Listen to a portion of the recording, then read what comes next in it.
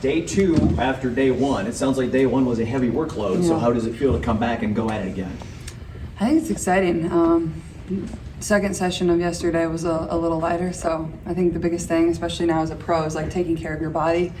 It's a quick turnaround, so being able to do that and cold tub, hot tub, whatever it is, I think those are the most important things. But there's a lot to fit in a little amount of time, like I said yesterday. So there's no time for breaks, no time to take one single play off, and putting a lot in. So you got to learn at a quick speed. You seem to have embraced the intensive nature of the learning, though, out of this. Yeah. Has your basketball brain kind of always worked like that on a fast track? Yeah, I think for sure. I think I like learning at a quick pace. Like, I think as a point guard, and obviously that's what I played a lot in college, and then coming here is like, you've got to be able to know things and move fast, and I think I'm a very fast learner, and that's something I'm grateful for. Once we put it in once or twice, I usually have it down, and there's a lot of people that I can rely on to help me too, and I think our coaches have done a great job.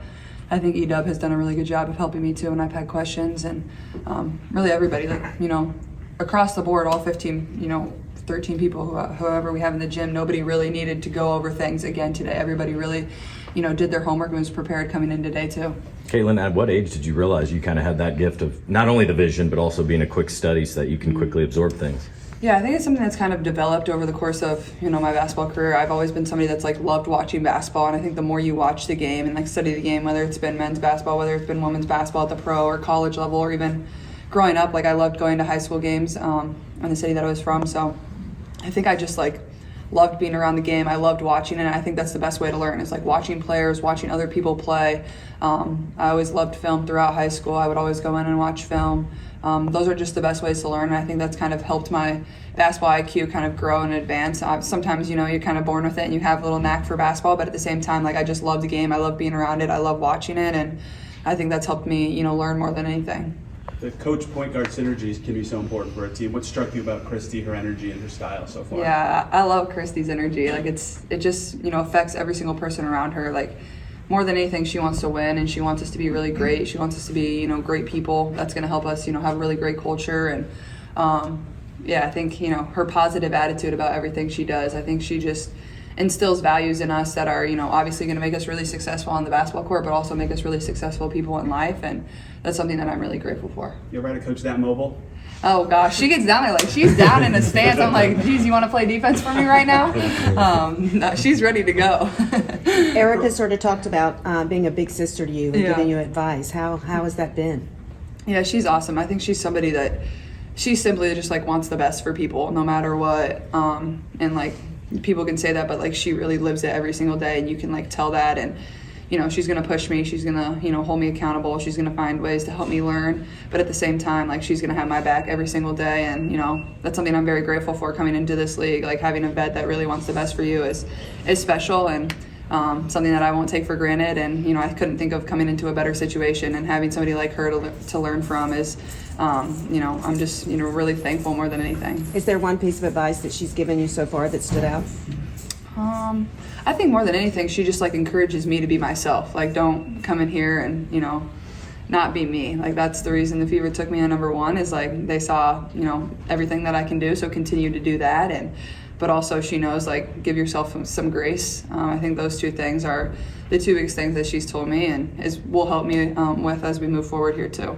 You were at the Pacers game the other day, and the ovation, the Fever got, you got, revving the engine and everything. Do you feel the excitement as a player just coming here of this city? It just feels like there's a lot of excitement around the sports scene. For sure. I think, totally. I think, this state loves basketball. Obviously, they love the Pacers, and the Pacers getting back to hosting the playoffs for the first time in 5 years, I think is absolutely incredible. And then just the energy surrounding our team in the summer. Obviously, 36 of our 40 games on national television. That's pretty incredible. And, there is, kind of a target on our back, but at the same time, that's something you embrace and you love. You wouldn't want it any other way. And, but yeah, I think you can definitely feel the buzz and the excitement from, the fans, the city, people just walking around, town, the way jerseys have sold, the way tickets have sold, but even, all cities across, the country, all the 12 WNBA cities, whether, we're playing there or their teams are playing there, you can just tell the excitement of the league is at an all-time high, and I think that's really good. And obviously expansion's coming, that will definitely help too. And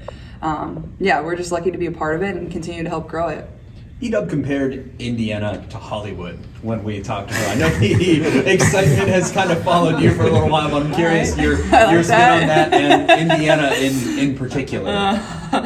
I'll agree with E-Dub there, I guess. I don't know. I mean, I think, more than anything, the excitement part of it, like, people are excited about coming to our games and watching. Like, even I expect, when we play our second preseason game at home, like, I'm sure there's going to be a great crowd, and, that's a game that really doesn't count, but I think that'll just show the excitement regarding our team. And you saw that during the draft party, too. Like, there's, like, more than 7,000 people here or whatever the number was, like, just to watch on a screen. They could have watched at home, but, like, they want to celebrate and enjoy these moments because they're really special, and they're really special for this league and this organization. So I think it just shows, like, where things are going to go. Like, this is only the beginning. We haven't even played a game yet, and our schedule is really hard, but every single team in this league is really good, and that's what makes it so fun. And I think there's going to be a lot of new fans coming to the WNBA. There's already a lot of fans here, and just continuing to grow that and attract that and keep those fans will be super important. A couple of days into practice, what's your take on this roster when you look at it from above? You have a lot of great players here. Yeah, a lot of really good talent. I think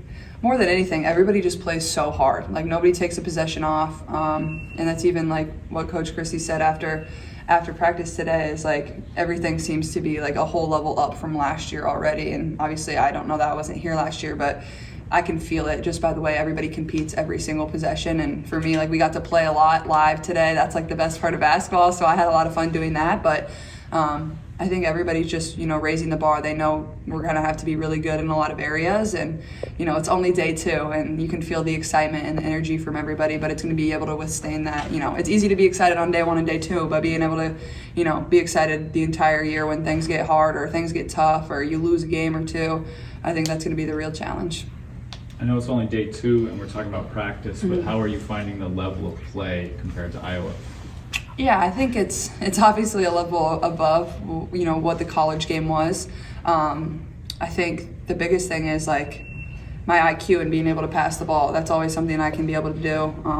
At times, it's not as easy to get shots off, maybe as easy as it was in college, but I'm still, able to get some shots. There's a lot more screening action than there was in college. The shot clock's a little lower or shorter than it was in college, but that's really probably was never a problem for me in college and our team because of how fast we played. But, I think the talent across the board, there's not somebody you'd go on the court and you're like, oh, like, I can sag off of them. That's not the case in the WNBA. It's the most competitive league in the world. There's less than 144 spots. So, you can't take a play off. You can't rest on a player. But I think, continuing to be myself, there's obviously going to be learning curves. I'm 22 years old and never played a game in this league, but I have so much of talent around me, like the passing part of it. Like, I can always get my teammates open and set them up for success, and I think I've been able to find that through the first 2 days of, that's always something I can rely on. Have you been keeping teammates off guard a little bit as they learn, crap, I really have to pay attention when the ball's in your hands? Yeah, maybe a little bit. There's been a couple passes I've thrown where they're not even looking, but they'll, like, look at the last second. And I think that's just like a point guard thing. Like, the best way to learn is just try it, and if you make a mistake, you continue to go back to it. And that was the same case in college. You'll find that chemistry as you continue to play with each other more. Obviously, you don't have much time in the pros to, like, learn and have as much practice with one another. But the skill level and talent, you don't need as much time because everybody's really good. So, and AB has really great hands. Liz has really great hands. Like, both those 2 are 4 and 5 player. Like, they're really solid, really athletic. So I don't really. They're ready to go. They want to score. They're looking for the ball. With limited spots in the W, versatility is something that gets talked about a lot, as opposed to the college game. Have you noticed the versatility as, lineups change in practice and you get different looks with different teammates? For sure, yeah. I think that's, whether you're playing a little small or whether you're playing bigger. And I think also, like, every team, like, maybe they have a 4 that rolls to the basket more, maybe they have a 4 that pops to the basket more. Like, it's going to vary on scouting report to scouting report, but yeah, I think there's a lot of different lineups you can look to and go to, and in college it wasn't really always like that. You kind of knew what teams were going to do. You knew what we were going to do. So I think that's going to be another mental aspect of, like, you got to prepare a little more for things like that. And but that's what makes the game so fun. That's what makes people want to watch. People are able to do a lot of things, whether they're post players shooting threes, whether it's guards driving to the basket. Having that versatility is going to help our team go a long way.